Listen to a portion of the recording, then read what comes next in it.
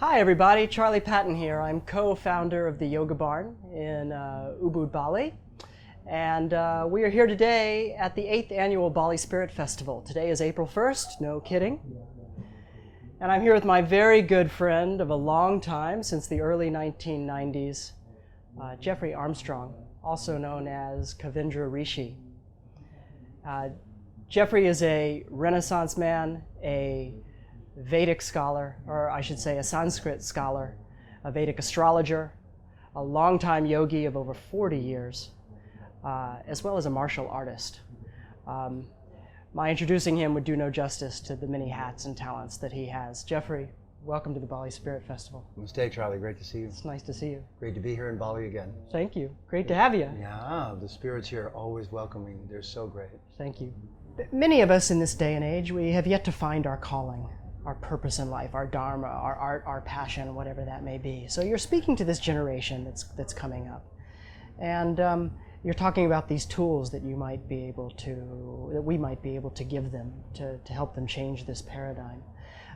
Can you actually give some specific advice, some words of wisdom for these people, for this new generation coming up, how it is that they actually find what it is that will help them to contribute to the betterment of society as a whole and actually be a part of this solution, as opposed to the problem? I think, Charlie, this is why yoga as a physical practice has been so helpful, because people need to re-embody quickly and properly, and then they need to re-center with a different orientation than just being a political person in one country against others. So this is why India is so interesting, because for thousands of years, they've held a bigger view that when you meet other people, you shouldn't try to colonize them. You should have a conversation with them. Mm-hmm. Very yogic. Very yogic. Conversation better than conversion or colonization. Or dogmatism. Or any form of dogmatism that would make their opinion seem invalidated. Better get to know each other and let the interesting culture spread without force. So there's two parts to the yoga teaching, basically. One is we are otherworldly beings visiting this realm. We have an immortal self that we need to stabilize and be confident of. Okay. I just saw a saying from Albert Einstein. He said the first and most important thing you need to decide is, are you in a friendly or unfriendly universe? And if you're in a friendly universe? Then you would think, oh, I'm at home here. Something's good is going to come of this. It's being operated in a benign way. Ultimately, this experience is good. I feel good about being here. Either way, it's the law of attraction. You'll attract the good to yourself, you'll attract the bad to yourself. And you'll pollute your body with poisons from being afraid and fear-based and cringing and terror, or you'll stand calmly, look at other beings and stay poised. So the first thing that needs to be installed is a stronger center for people that is non-denominational. And how do you do that? How do we do that? You pass the knowledge across, and that's called initiation. There's a process of doing that fairly quickly and efficiently. Okay. Then the person practices it, they embody it, and they practice it. And in that stage, it's almost like being reborn. Physically, through asana, through asana, education, through breathing, meditation, through mantras, through meditation, and through a little time under the care of someone who helps you re-embody. Think of them as a coach, guru/coach. But for people who have never experienced this, any of these, how do you reach out to them? Well, just through knowledge and through the medium of communication that we have now. I have hundreds of classes on my website that are just audio classes where you can be in Nome, Alaska, listen to them and learn and grow. And you go, oh, I didn't know that. Oh, that's interesting. You're installing a new operating system. Okay. So along with that, everyone needs to find what is their work in the world. But in the world we live in, with technology changing it so fast, that's a moving target. So that's a place of frustration. You have to make the inner strength strong enough to withstand the outer frustration of being in a world of very rapid change, so that the person can find the particular thing that they can do in this world with their abilities and strengths. That one conforms to universal and planetary law, meaning working with nature. So the two goals are to become an immortal being visiting the material world, and a wise resident of the material world working with natural law rather than just human law. Gandhi once said, "Be the change that you wish to see." Can you speak to that quote and talk a little bit about how that embodiment of that quote pertains to you and your life? And then by extension, I'd like to connect that to the importance of the work of seva, or altruistic devotion, giving back onto others. Here's an interesting way to think of that, Charlie. It's a great question, because religions for many years have said you should tithe. Tithe means give 10%. And I thought about that, and I thought, well, there are times when that makes sense. You have money and you give a certain amount of it, and it's used well, and the group spends it on helping people that need help. That's fair enough. But what does it really mean to everyone?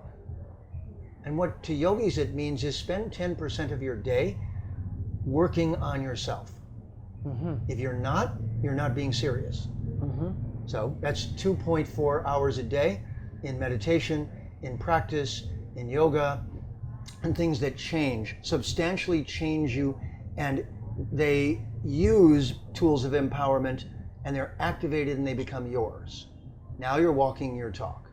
If you don't do that, you won't have the muscles to walk your talk when you incur resistance or go to adverse environments or when it's not easy. So the first rule, find a good teacher. The second rule, do what they say 2.4 hours per day until you develop the muscles to be the change. And so tell me what you're doing in this be the change you wish to see. For the last 40 years, I've done that 2.4 hours every morning. Mantras, meditation, asana, qigong, various practices to become the most I could be and to erase the ill effects of the previous day. Then I take that out into the world, and whoever's willing, within reach and earshot, I help quickly to empower them if they are interested. So I now go on to doing that full time for the last 18 years. Are you talking in little ways, like helping the little old lady across the street? Could be that. Picking up someone's and hand? Saying a mantra to her if she likes it on the way across the street. But more likely is all of that plus looking for the leaders and having important conversations with them. Right. You meet them on airplanes, you meet them anywhere. But we live in a time where if you're skillful, you can have an interesting and important conversation with a lot of people traveling from Vancouver to Bali. And in everything that you do, if you think like a thought leader, think like a symbiote, you're just giving people tools to move from parasitic culture to symbiotic culture. You're spreading life. Can you be specific to some of a recommendation or suggestion on a very to the layman, on very simple terms, what some of these people can do to, like, you must have you just said you have these rituals that you perform daily. What simple exercises might you suggest to someone to? Well, let's use a cell phone as an example. We all are wireless communication devices, and that's what yogis understood. They knew that we are ourselves wireless communication devices connected to everything in the universe around us. All is one. Wirelessly.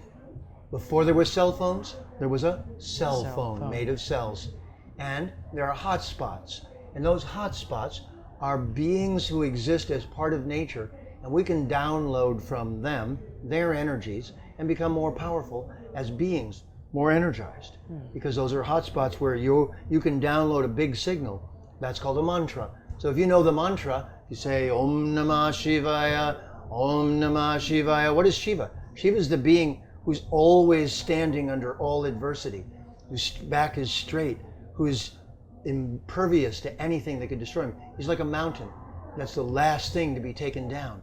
So if you want to be like Shiva, say that mantra, Om Namah Shivaya, Om Namah Shivaya. If you want to add his feminine in, she's the valley, Om Shakti Ma, Om Namah Shivaya, Om Shakti Ma. You didn't have to join anything.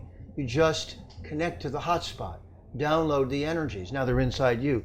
Now you are more congruent with nature. And in that condition, you're not afraid, you're not disturbed by the things around you, you're not colonized by negative sounds and messages coming in the media, because your field is strong enough to withstand. Everyone has to do that first until they're impervious to the things that are trying to crush them or colonize them in the world around them. Well, Jeffrey, I thank you for joining us today here at the 8th Annual BaliSpirit Festival. Thank you for being a messenger of the Bali spirits and the ancient wisdom and putting this together where so many wonderful exchanges are taking place. Thank you. Hari Om. Hari Om. To those of you out there, please come to the 9th BaliSpirit Festival, this time next year, 2016.